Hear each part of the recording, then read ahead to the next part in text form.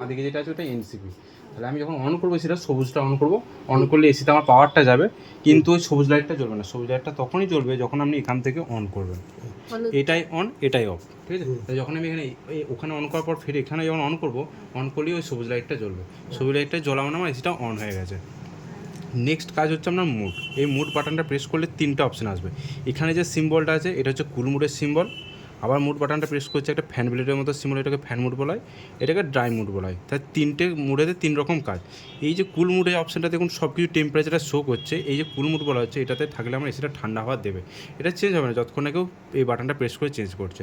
তাহলে যদি চেঞ্জ হয়ে যায়, যখন নেক্সট টাইম এসি চালাবে এটা চোখ বুড়ে যায়। যদি না থাকে তাহলে আপনাকে মুড বাটনটা প্রেস করে করে এটাতে আনতে হবে। এরপর কি আসছে, মুড বাটনটা প্রেস করে একটা ফ্যান ব্লেডের মতন সিম্বল আসছে, এই ফ্যান মুড বলা হয় এটাকে। অনেক বাড়িতে সিলিং ফ্যান থাকে না, আপনি চাইলে এসির ফ্যানটা ব্যবহার করতে পারবেন। এসির ফ্যানের সাথে এই ফ্যানের ফারাক কি, এটার ফারাক আপনার কি রুমের হাওয়াটাকে টানছে দিয়ে থ্রো করছে।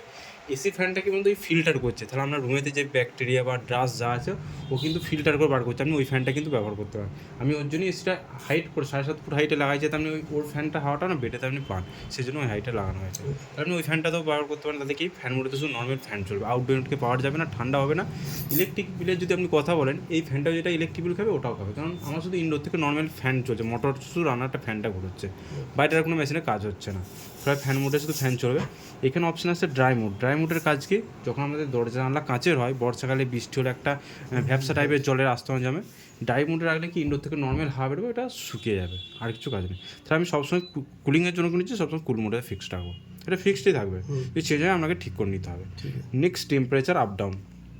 যত নর্মালি আমি সবসময় 24-এ ব্যবহার করবো এসিটাকে।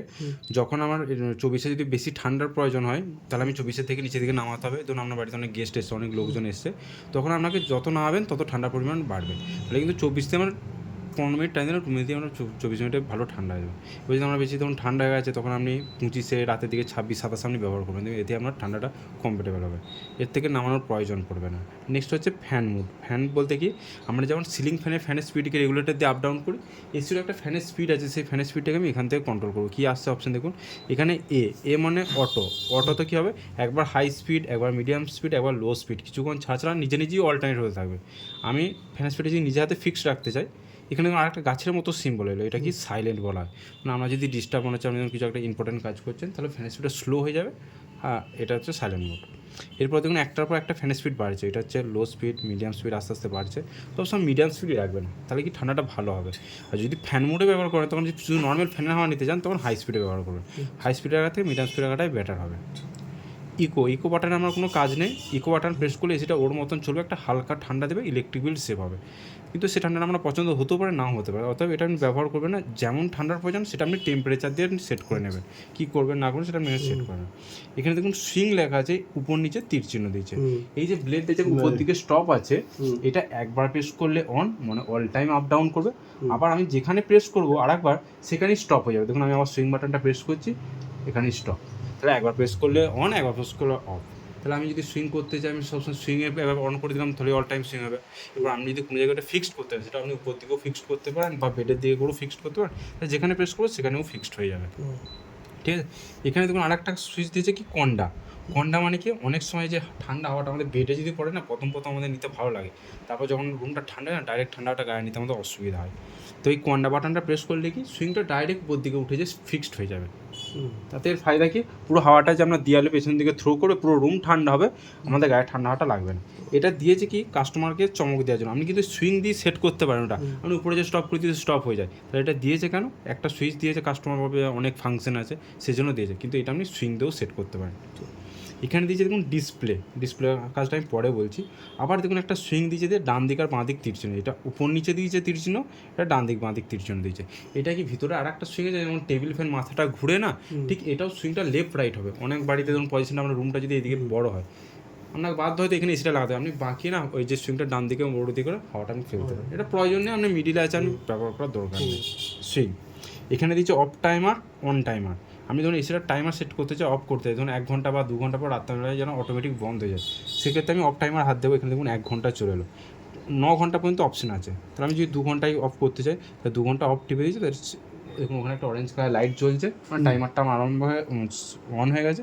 এখানে দেখুন 2 ঘন্টা অন, মানে এখন থেকে ঠিক 2 ঘন্টা পরে সেটা আমার অফ হয়ে যাবে। এটা আমি সংখ্যাটা বাড়াতে পারেন, অফ টিপে টিপে বাড়বে 9 ঘন্টা পর্যন্ত। টাইমার যদি কাজ কমপ্লিট হয়ে আমি ক্যান্সেল করতে চাই, কীভাবে করবো? ক্যান্সেল টিপলেই ক্যান্সেল হয়ে যাবে। অন টাইমার ধরুন আপনি এসিটা অন করতে চান 1 ঘন্টা বা 2 ঘন্টা পর অটোমেটিক যদি অন হয়ে যায়, তাহলে অন টাইমারটা সেম ওইভাবেই সেটিং করবো 1 2 3 যা করবো 2 ঘন্টা পর যখন মেন সুইচ থেকে অফ করে দিতে হবে, এখান থেকে অফ করে দিতে হবে রিমোট দিয়ে, অফ হয়ে যাবে, কিন্তু মেন পাওয়ার দেওয়া থাকতে হবে, তবে কিন্তু 2 ঘন্টা পর আমার অন হয়ে যাবে। অন টাইমারটা আমাদের কাজে লাগে না, ব্যবহার করবো না। ডিউ ক্লিন বলতে কি, এটা ডিউ ক্লিন মানে অটোমেটিক সার্ভিস বলতে চাই। এটা কীভাবে সার্ভিসটা হবে, যদি ধরুন আপনি প্রতি মাসে সার্ভিস করেন তবে ডিউ ক্লিনটা কাজ হবে, নাহলে কিন্তু কাজ হবে না। আপনি যদি ধরুন বছরে একবার করেন হবে, তাতে কি এটা ডিউ ক্লিন সার্ভিসটা কী হবে, অটোমেটিক সার্ভিস। হালকা যদি কয়েলের ড্রাস থাকে সেটাও ধুয়ে যাবে। কীভাবে হবে এই অপশানটা, এটা প্রেস করলে প্রথম 65 মিনিট কুইক ঠান্ডা হবে, চিল মোডে মানে হাই পাওয়ারে কাজ করবে। তাতে কি কয়েলটা ভিজে অটোমেটিক ঘেমে ওর যে হালকা নোংরাটা পড়ছে ওটা ড্রেন দিকে বেরিয়ে যাবে। 65 মিনিট চলার পর অটোমেটিক ড্রাই মোডে চলে যাবে, 30 মিনিট চলবে। তাতে কি ফ্যান মোডটা চলে কয়েলটা শুকিয়ে যাবে, দিয়ে অটোমেটিক বন্ধ হবে। এইটা ব্যবহার করার দরকার নেই। যখন সার্ভিসের প্রয়োজন হবে আপনি আমাদেরকে কল করবেন। যে ফ্যানের স্পিডটা আপনি অনুভব করছেন এটা যখন কমে যাবে তখন আপনি আমাকে কল করবেন। আমরা ফ্রি সার্ভিস 1 বছরের ভিতরে 2টো আছে, তারপর আপনি যেগুলো চার্জেবল হবে, কিন্তু ফ্রি সার্ভিসটা আমরা কল করতে আমরা কল করবো। এখানে যে সুইচটা মাস পর করতে হবে, আপনি 3 মাসের মাথায় একটা করে নিন, 3 থেকে 4 দুটো করতে গেলে আপনি 6 মাস ছাড়া একটা করতে পারেন, ঠিক আছে? 6 মাস ছাড়া করে নেন।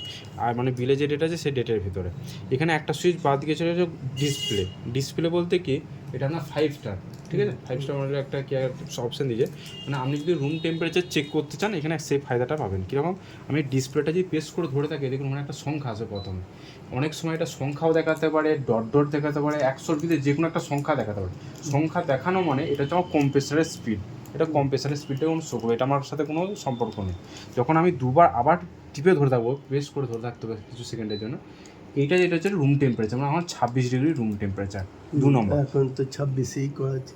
এটা 26-এ কোন, এটা 26-এর সাথে সঙ্গে এটা এই ডিসপ্লের টেম্পারেচারটা আমি আসছে।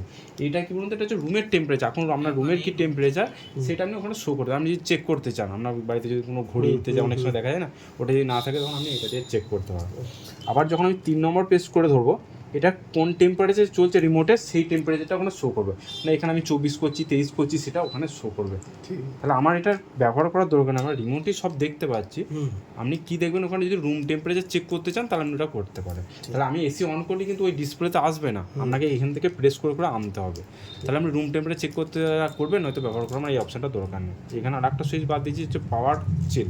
এতে কাজ কি, অন করলে মেশিনটা যেমন সিস্টেমে অন করলে 3 মিনিট পর খুব ঠান্ডা দেওয়া শুরু করে, তো আমার বাড়িতে গেস্ট এসে কুইক ঠান্ডা চান, তো এই পাওয়ার চিলটা প্রেস করলে মেশিনগুলো সব হাই স্পিডে কাজ করে কুইক চিল ঠান্ডা আসবে, পুরো আধ ঘন্টা চলবে, তো অটোমেটিক ছেড়ে দেবে, মানে খুব চিল ঠান্ডা হবে পাওয়ার চিল। এগুলো ব্যবহার করার দরকার নেই, নর্মালি বন্ধ করে দেবে।